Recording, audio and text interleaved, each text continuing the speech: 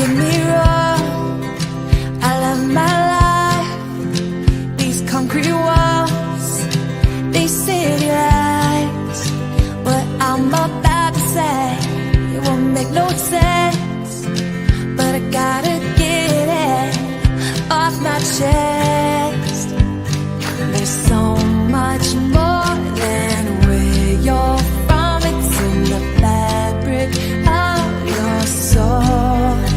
I just wanna go home, where everybody knows me home, and I make all my memories home. I just wanna go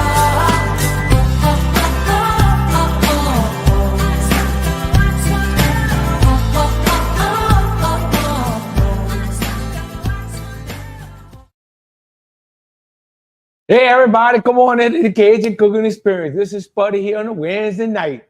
I didn't see y'all last week, but I'm seeing y'all this week. It's been a busy day. We had some students from Perryville Primary today. Came here and learned about how to make hamburgers and what's real meat and what really is real food. And of course, for the parents that came along, we had a little dirty rice and baked chicken for them. It was a good day. It's been a busy day, but now we're going to cook a little potato stew. All right, Darren. What you say, Lucy? So tonight, it's one of my favorite dishes.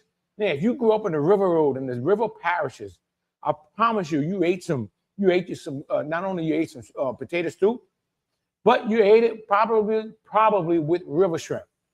Why river shrimp? Because that's what my dad had. He had shrimp boxes out. He didn't trawl. He didn't have a boat. We couldn't afford it. But he can afford to put those shrimp boxes out and go out there and catch us some river shrimp. So we always had a little potato stew or some river shrimp and lima beans or butter beans. Depends how you want to say it. Right, Lucy?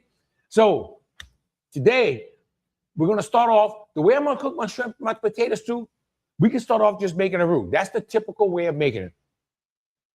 Y'all remember this roux I've been dragging around for the last month or 2 months? I'm trying to get rid of it. So I'm going to actually start it off where it's a little healthier way to make a stew. But not only that, it's a way to control what size stew you make. So if I say I want to cook just for, 4 servings, 6 servings, the way I'm going to do it, this is the way you would do it. This is the way that we've done it hundreds of years ago, thousands of years ago, the way we're going to do it tonight. But once you got into Cajun country and you got into the river parishes and you got into South Louisiana, of course we said first you make a roux. And that was another way of doing it. So one way we're going to do it, it's going to be stewing it. The other way is making a stew. Either way, I promise you it's going to be good. Doesn't matter which way you do it, okay? Now, of course, we're going to start off with some onions. And y'all know, got my dog beer going tonight. All right. Now,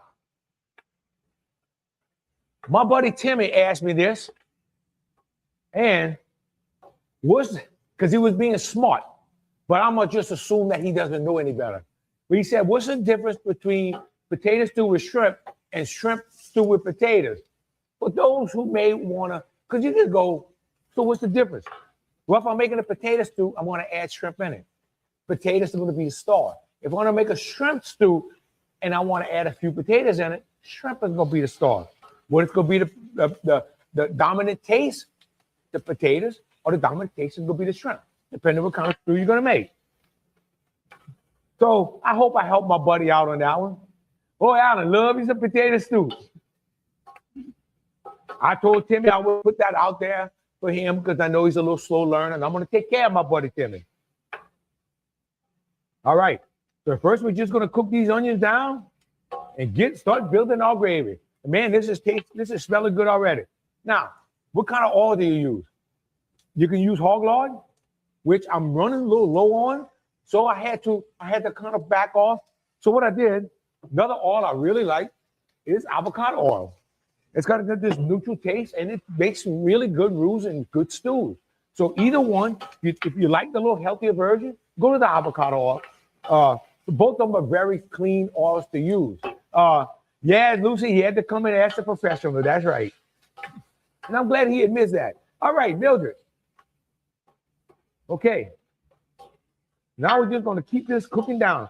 And I did have a little extra oil in here tonight, because when I put this flour in, I'm going to go ahead and be able to help me make a little light roux in here.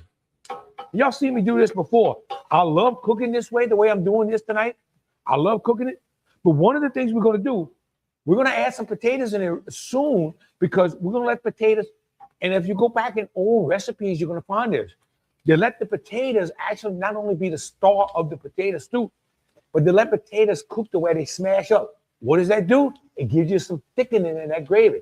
Potatoes with the starches in the potato are going to help you thicken your stew. So that's another way to think about thickening your stew. Same reason why you have a roux. It not only is going to give you some good flavor, but it's also to help thicken that gravy. All right, Hollywood. And we're going to get this going. Man, it smells good in here already. All I'm doing is smothering some onions down. And I cook a lot of stuff this way because I try to cook stuff on the healthier side, try to back off some of the rules. So this way it'll give me a little bit healthier dish, and it can taste just as good, believe it or not. But you have to take your time. Hollywood, hamburger steak was good Sunday.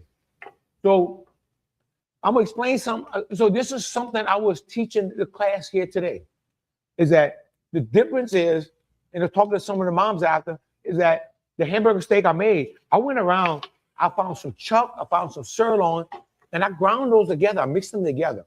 Sirloin's really good piece of meat, but very lean. Go get you some chuck. Chuck's going to have a little more fat content. It's going to give it a little beef tallow in there, and it's going to make you a really, really good hamburger or hamburger steak.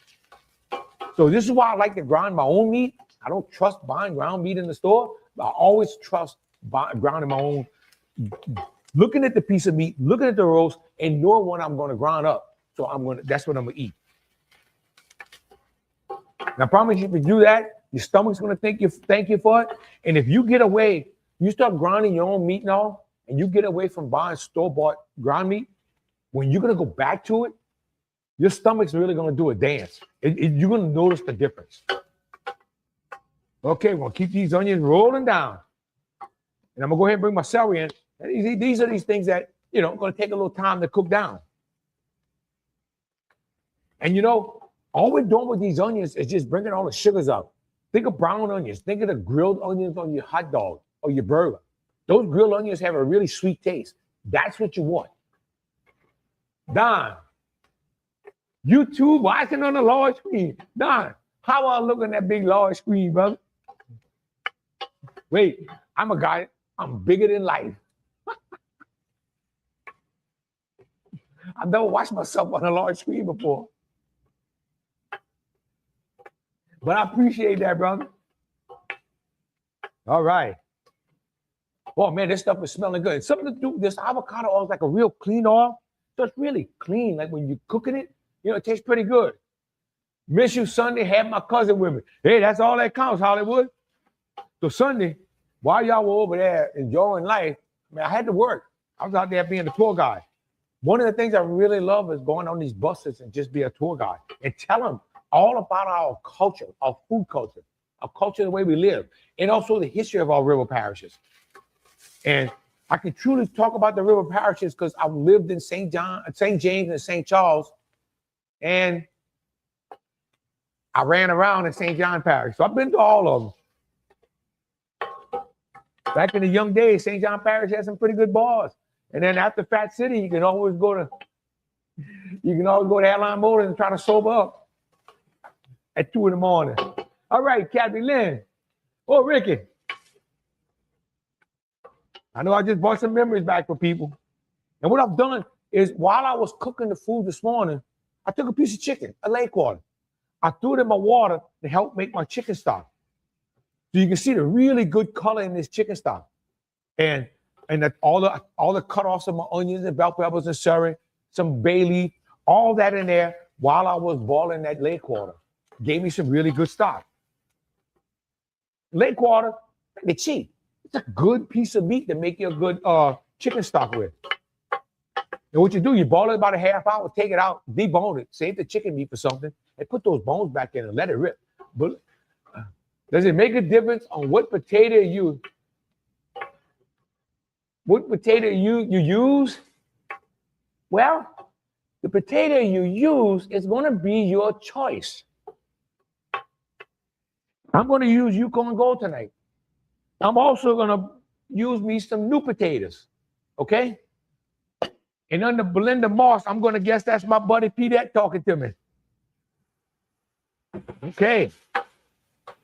So what potato you use, I would stick with the red potatoes, or I would stick with the Yukon Gold. These are going to give you the same result. Yukon Gold is probably going to cook a little faster, okay?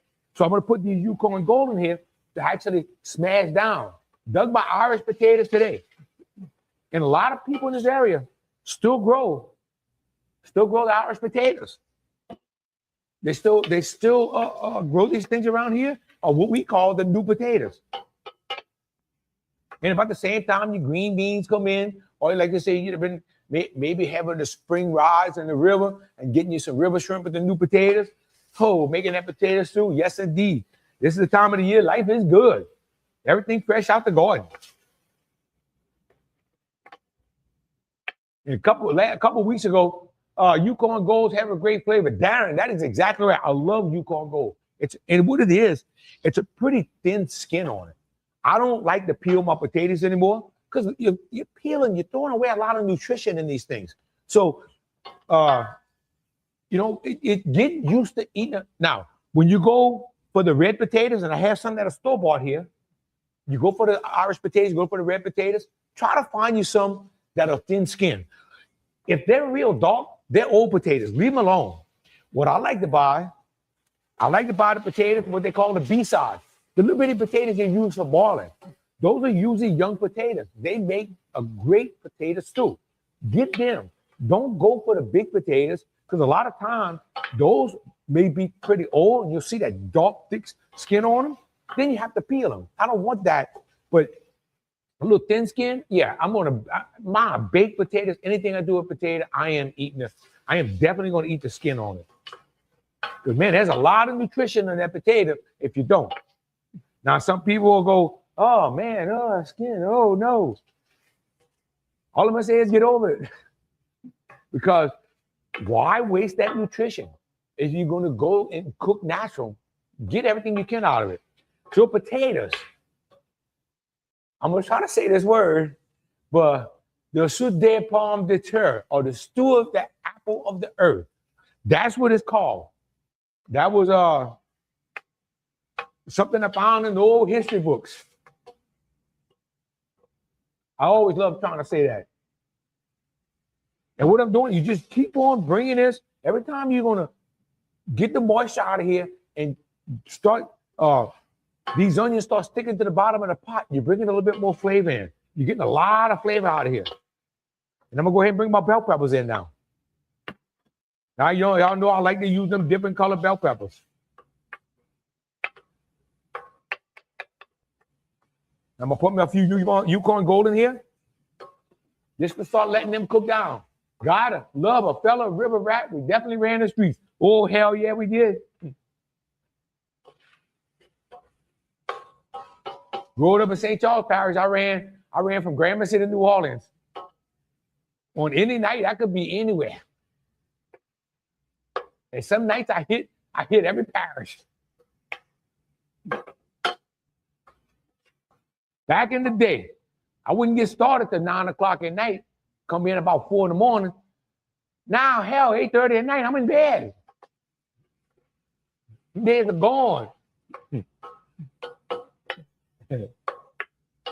So the potatoes probably first domesticated around southern Peru, around 8,000 to 10,000 years ago. Now, they didn't get to Europe until explorers started coming over. But potatoes today are actually a staple crop around the world, and it always has been. After the European explorers came over, started bringing them to Europe, this became a staple. This became actually survival food. And they could grow it. It can grow anywhere in Europe or here, South America. So it was a crop that everybody could grow. It arrived in Europe probably before the end of the 16th century. And it came in from two different ports of entry. First it was the British around Spain around 1570. Then the British around the 1590-ish. So these are the ports of entry that would have come into Europe. All right, Brian, what's happening? Oh man, this is now I'm starting to get a little stick at the bottom. This is what I want. I want that little stick. That's my flavor. And every time you pour that stock in there, you're giving that pot a little loving. And a lot of people, like especially today, talking to a couple of the ladies that came, some of the teachers and all, some of the parents and the bus drivers and all, they were talking about that they don't know how to cook or the clean cooking or taking their time to cook. And I'll tell them all, turn in Wednesday night to teach you how to do it from scratch. But a lot of people are missing out on so much flavor. And they had one day that she said, we went to clean eating. And one day I went to eat just regular food, picked up a couple of things on the road and said my stomach was killing me. And that is one of the things you'll find out how much your body appreciates good food and clean food. And this kind of cooking like this is clean, good cooking. You can't get better than this. Because mama wouldn't have fed us this if it wasn't no good. Oh, Ross, smell it in Laplace. Hell yeah. Wait, Laplace, or when I grew up in St. Rose, it was Laplace. Say it like you want.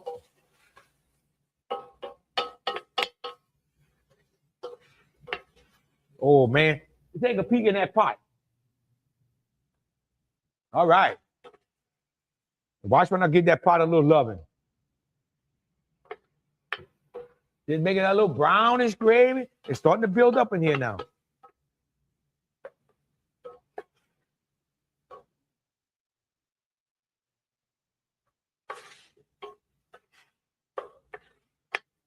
So, first, Brian said he's smelling the hell all the way in Omaha. Shit, got to drink, but I gotta have a sip on that one for you, brother.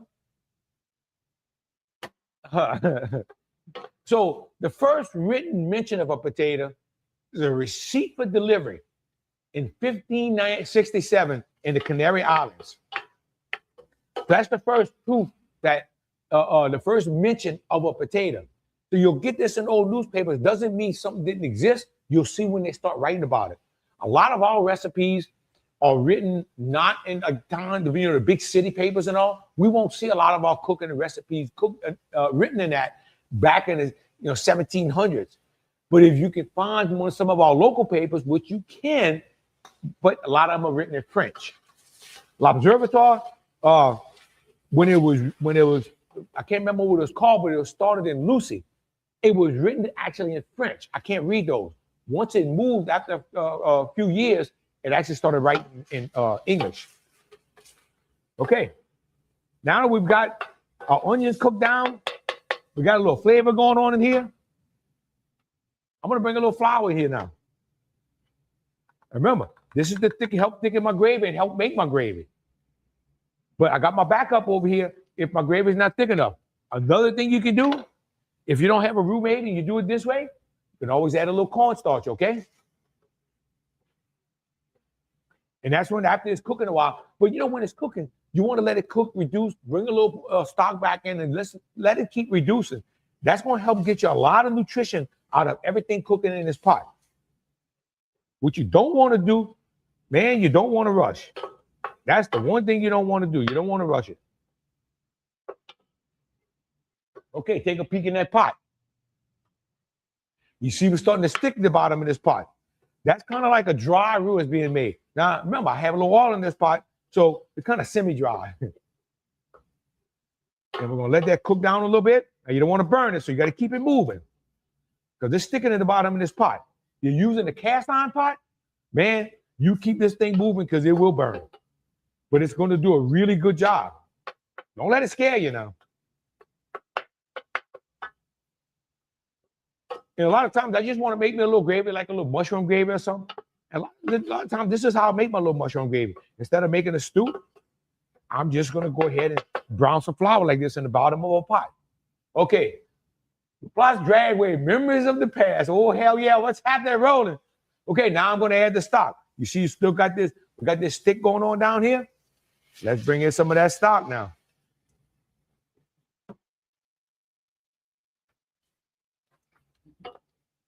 I'm going to get this fire back up. Let me kick it up and bring myself back. So now my gravy is going to start thickening up.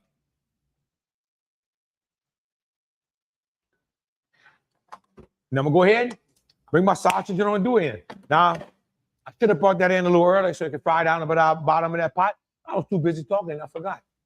But there's no such thing as messing up. We're okay, we're recovered. And also my garlic.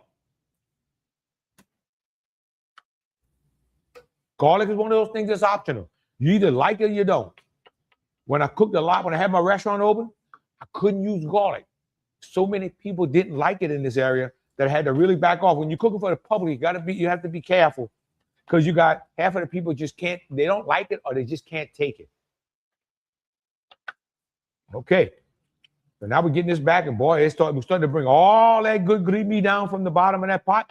We're getting it off of the bottom, and this gravy is starting to thicken up now. Oh, yes, indeed. Now, when I am making if I do start off my potato stew with the roux, I'm not going to make a really dark roux. I'm going to go probably a light brown. It's just a stew like this. I don't like a really dark roux with it. I'll make it maybe a little bit lighter than this, not much, but a good, a little bit past a blonde roux. Now, somebody asked me one day, can you make it with butter? Absolutely. If you want to make it with butter, give it a little richer taste, but you definitely won't be able to push that roux far. But it would make an excellent potato stew.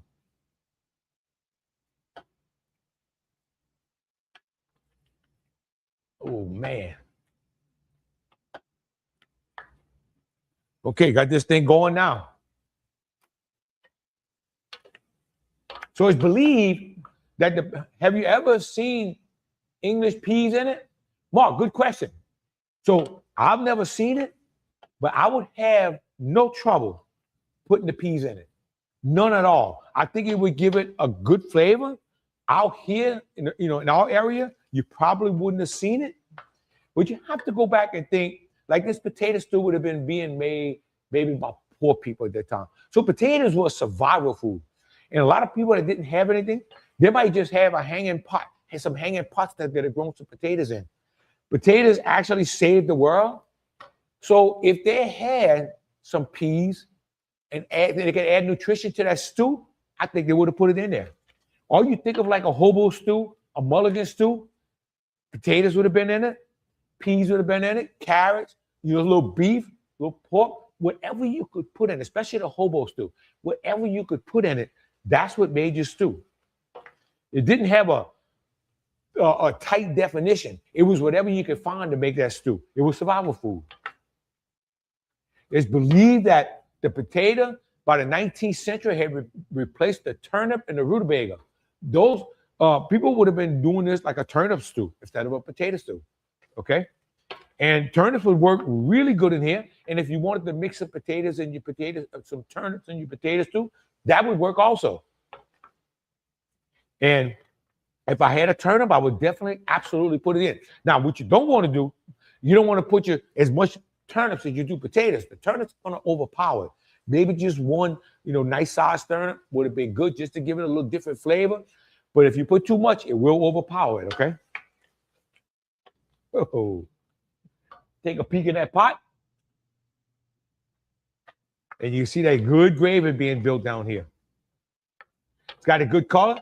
It's about the color I like my potato stew. Like I said, I don't like it real dark.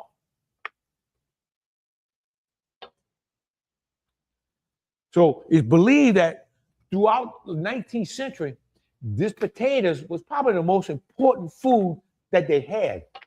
It was definitely survival food. And you got to remember, you had the potato blight that went on, where half of the Irish population was lost, either to immigration or starvation. It was definitely a famine, and it was a blight that killed all the potatoes, and it's probably just from overuse. And it was called the potato famine. All right. And the potatoes are starting to get soft in here now, and they're actually starting to break down, which is going to help thicken this gravy. Now, you have three major advantages of potatoes. Number one, you have a low spoilage rate. You take potatoes and you dig them, and don't wash them. Just dig them, put them like my papa used to take them and put them under a piece of tin, on a piece of tin, and just slide them under the house and put a board over it. The air circulation under the house would help keep it cool under there, and then it also help the potatoes would last a long time. Now, every now and then, a little mouse had to go in there and chew on it too. He would just cut that piece off, and we ate the potato. So that was one of the things is lower rate of spoilage, and it's bulky. It easily satisfies hunger. Potatoes have gotten a bad name, but potatoes are actually very healthy. And during wartime, soldiers would have eaten a lot of potatoes. It's a very healthy food. So, and it'll fill you up. It'll definitely fill you up. It's high carbs. Those high carbs give you energy. So if you're working hard, those carbs are going to give you some good energy. They're good carbs, though. They're not the cheap carbs that way we get in a bag of potato chips. And then the explorers, and they were cheap. That was another thing. Potatoes were cheap. Still, really, if you look at it, dollar for dollar, potatoes are still a really good bargain, okay? Now I'm going to add a little stock in here. And this potato stew is always going to be better if you have a little stock, okay? And I'm going to bring the rest of this stock in because I want to get it going. Now, while I was cooking for my gang this morning, I was balling that stock. That stock was actually made all day. So when you're cooking something, think about other things you can get ahead on. Like when I'm back there cooking something, I'll start making a stock for the end of the week. I'll make my stock, put it in containers, put it in an ice box. Make a roux ahead of time. Just don't put the vegetables in. That way, when you're ready for us to make a stew or something, your roux's already made. It'll save you some time. While you're putting the heat in the kitchen, do a few things at a time. Now, somebody told me one time, I don't know if I can do all them things at one time. I kind of get supercharged by doing 20 things at a time. So the explorers would load the ships, the ocean-going ships, and take them back to Europe, okay? And then once they got home, they would plant the leftovers. This is how they started being introduced to Europe. You need to cook something with squash and zucchini. I have them really coming in the garden right now and need some more recipes. All right, Roland, give me an idea what you want, because I'll definitely, my next show, that's what I want to cook. I got me some squash and zucchini, and I'm going to tell you, I like to cook them together. Love cooking those two together. I just did mine with some shrimp. Man, them things were good. Them things were slamming, dude. So, give me some ideas. What else you want to cook with them? You can do them with some ground meat. If I was doing, I have my deer sausage that I have, just ground meat with the deer and the pork. Make really, really good with your zucchini. And of course, you can make casseroles with it. You have any ideas, let me know. I'll mix them all together. I'll make a little mixture of everything. But it's really going to be good. So good idea, Roland. And if I can get me hold of something next week, we're going to have it on the show. Oh, Baron, what's happening, my brother? Watching from Houston. Hope everything going well for you, brother. Okay. I want to get this backed up ball now. I'll bring a little bit more stock in. Now remember, I'm not making a big batch. Now, another way I make stock, keep this in mind. A lot of people cook jambalaya. And when I put my water in the jambalaya to get ready to set my rice, I always put too much. Bring it back to the ball, get it seasoned, and I'll take a half gallon out, put it on the side. I'll call that my insurance half gallon. Just in case I need it, it's there, but it's seasoned already. If I don't use it, I can take that and mix it and use it as a stock for so many things I'm cooking. You have a lot of flavor in that jambalaya pot, okay? So think about that next time you're cooking a jambalaya. I know it sounds crazy, but man, they got a lot of flavor in that water. And it makes an excellent, excellent stock. Especially if you're making your jambalaya, you got some good andouille, good sausage in it, chicken and all, making it with chicken. All that flavor is going to be in that water that you just pulled out. Okay, I want to get this back to a ball now. I'm also going to bring right now, I'm going to bring a little bit of shrimp in. Just to let that start cooking down in here. Then we'll add some more later. Now, shrimp is something I really love in a potato stew. If you don't want to put it in, you don't have to. Okay? You don't have to. Like I said, a lot of this stuff is optional. Shrimp is kind of just traditional, especially along the river parishes. It's traditional to put some shrimp in your potato stew. And a lot of times they'll say, oh, yeah, I'm cooking some potato stew with shrimp. That was a given dish. Raw. My wife likes a sliced yellow squash and zucchini, brush a little olive oil and grill it on the charcoal pit. Raw, that's a good one. A lot of times what I'll do too, just what you just said, and I'll just bake it in the oven. You want a good snack? And why are you doing that? Why are you going to bake it in the oven? Throw your little, man, so many things you can throw in there. Throw your little sweet potatoes with it, a little fresh potatoes, some new potatoes if you want to put that in there. So many things you can add on to that. Brussels sprouts. Take the Brussels sprouts, cut them over, cut them open, cut them in half, season them. Just put all that on the pan and just let it bake in the oven. But make sure you coat it with a good olive oil. Oh, yeah. Love you, my brother. I hope your wife shared some of that food with you today. I took care of them all.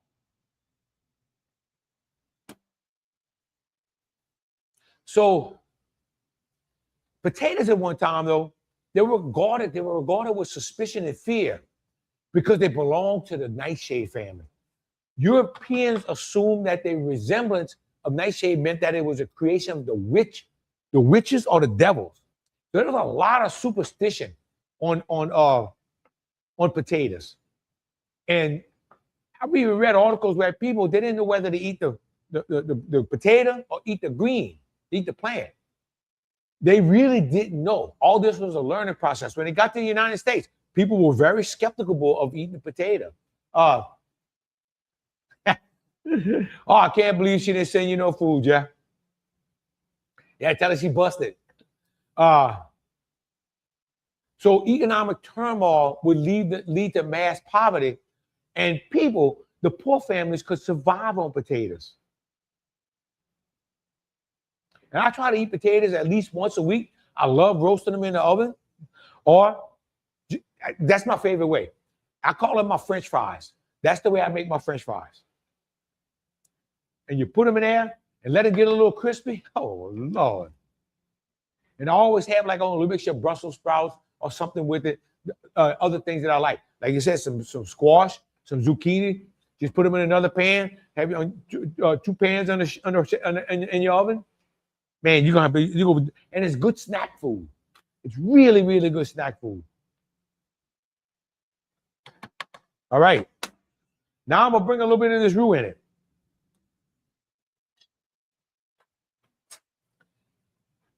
Ryan, squash cooked down with salt meat and some. Oh man, Ryan, anything cooked down with some salt meat is good, brother. Especially some white beans. I seen the field trip photos, and she ain't telling me about the food you said with her. Okay. Oh, maybe I thought I sent it with her. No, actually, they ate everything that was here. It was a good group of people today. So, we always start talking about how healthy potatoes are. But they're about 77 calories for, I'm not talking about these large, huge potatoes, but a medium-sized potato. But 18 carbs. Everybody's scared of carbs these days. These are good carbs. You just have to watch your total intake, but make them healthy carbs if you're going to take them in. Carbs are energy. Remember that.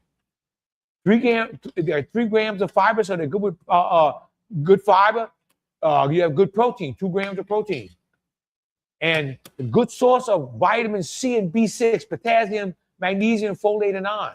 So all these are good. Potassium, it's good for your blood pressure. People suffering with blood pressure, this will help it. Leaving the skin on increases the fiber content and the nutrient density. Always remember that, leaving skin on. Okay, now my gravy is starting to thicken up. Oh, hell yeah. I'm gonna bring my shallot tops in. And these shallot tops, if you pass in front of my place, I have an ice chest with stuff growing in it. One of the things is shallots. So I fall back to stewing go. Probably as far back as fire goes. As soon as they invented fire, stewing was a way to help cook the meat, make a little gravy, and give that meat some flavor, okay? Because before fire, they were eating the meat raw. Think about that. Now we're going to go down and look at that pot. Okay. There's some nice color in here. And man, we got some good flavor building in here. Now I'm going to bring the rest of these potatoes, and I'm going to bring a few of the red potatoes in now. Now keep in mind, potatoes are going to help thicken this gravy. Just remember that. But if it gets too thick, add a little bit more stock. And I'm going to bring some shrimp in it now. How much shrimp you like, you want to bring in, it's how much you want to bring in. Okay. Got this thing looking good.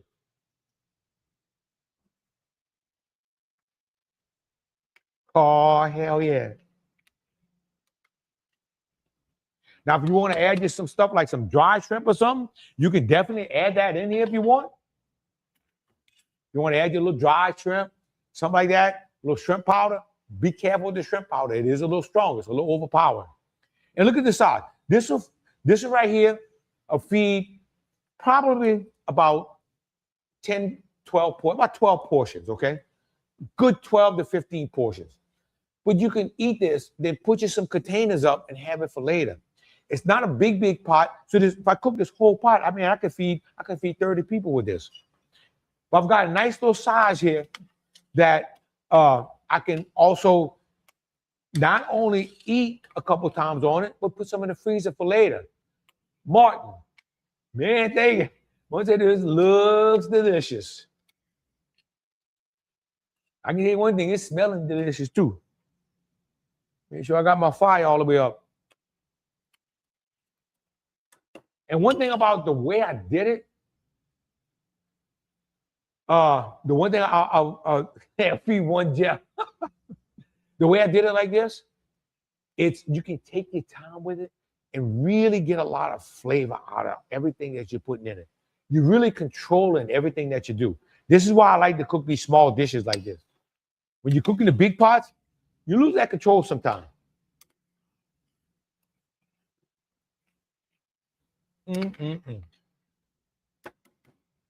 Now we just want to let this cook down and start thickening it up. I'm going to start seasoning this now.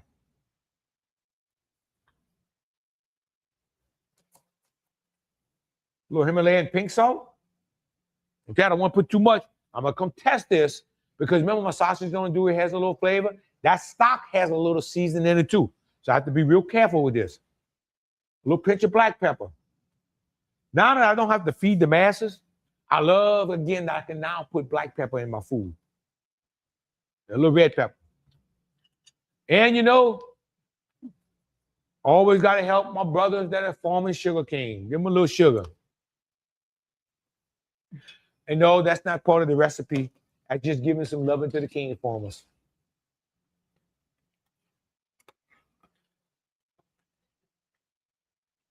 Do you season the shrimp before the baptism in a stew? I did not season these, but Donald, you can. The reason I didn't, because I know my stock has some seasoning in it. So I backed off on seasoning the shrimp. One of the things you do, if you put some salt and some shrimp or chicken, whatever you're going to put in here, it's going to help draw some of that moisture out so you don't bring all that moisture in. I usually don't season the shrimp before because I like that juice. I like that shrimp juice in it, so I'm trying not to pull too much out, but definitely you can. But the main reason was my stock's got some seasoning in it. Okay, now it's time to get a little taste and to check to see where my seasoning is. And you know, we got the parsley right here. One of the things you can do when you're making your stock, cut some of them stems off and put it in your stock. Let those stems boil really good in your stock. That's going to help give you some flavor too. Oh, ho, ho, ho. Hoo, hoo, hoo. Like I saw, I didn't bring a lot of the roux in here. My thickness, my thickness, my body of my stew is actually coming from that flour I put in earlier, okay?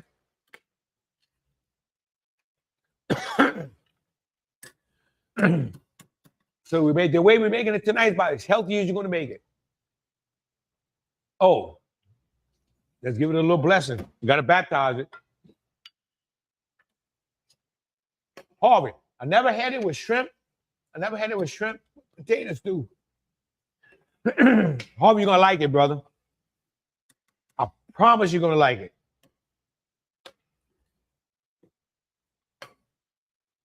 Yes, indeed. Now, how much potatoes and shrimp you want to put? Man, that's up to you. That's really up to you. I can tell you the more you put, the better it's going to be.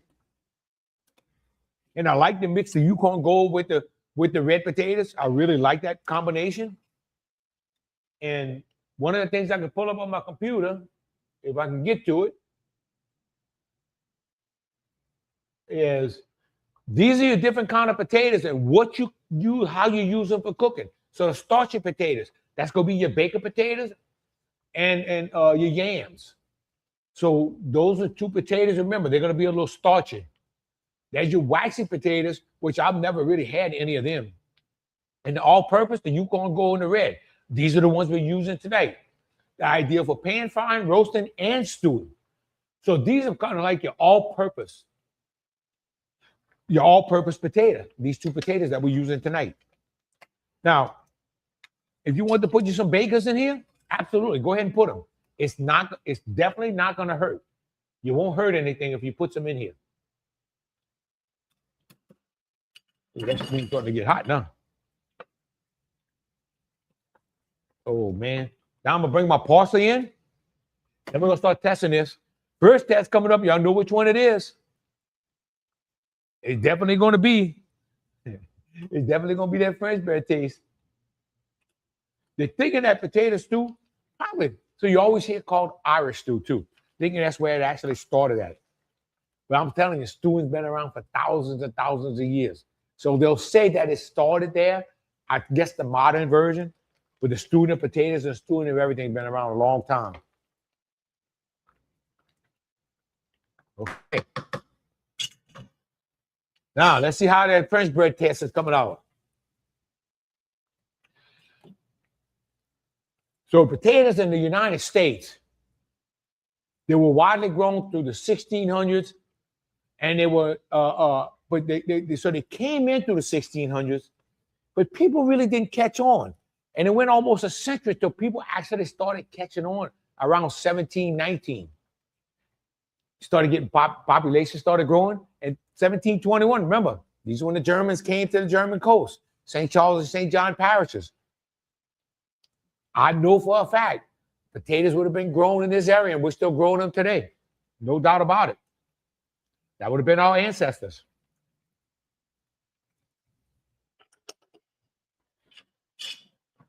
It's getting hot in that pot. Okay. We'll dip it in a dish. Good night, Jeff. Okay. Oh.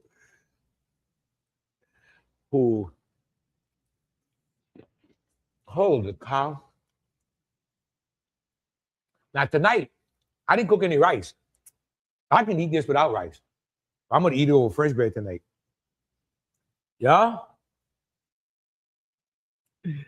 All I can tell y'all, there's some good stuff. Seasoning's good. Oh. I want to test that seasoning one more time. My potatoes are starting to get soft now. And you saw what I just did. So when I'll use this as my tasting dish. I'll bring a little bit in. I know I had some left from this last taste. I'll dump it back out to make sure I'm tasting what's in the pot. You want something that'll mess you up? Use it to taste it, just drink it. Leave some residue down there and bring some more in. It couldn't mess you up. It can give you a false reading. Remember that. Come here, old pot. Okay, now I'm going to bring a little bit more stock in.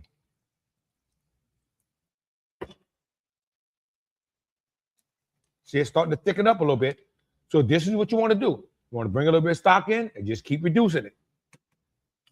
It's going to bring a lot more flavor out of your seasoning, a lot of nutrition you're going to add to this pot by doing that. Whoo, man. Ooh.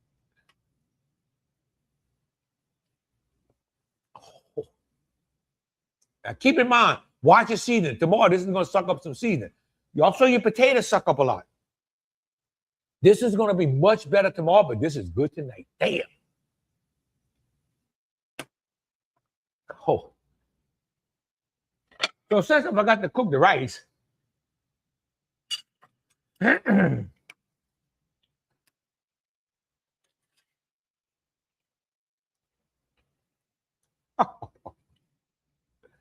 Woo.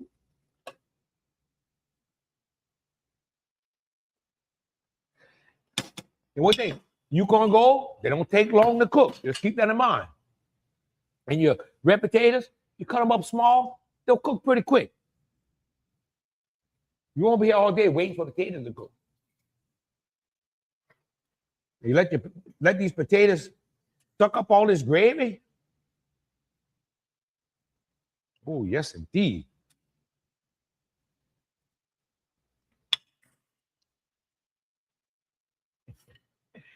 Woo.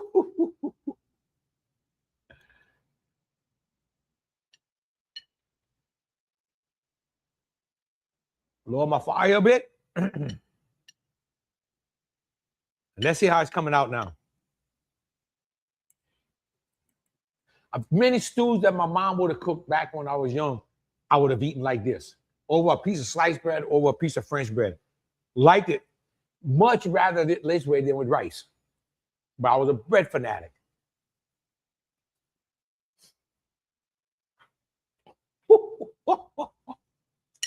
Hell, y'all can say what y'all want. This is better than rice.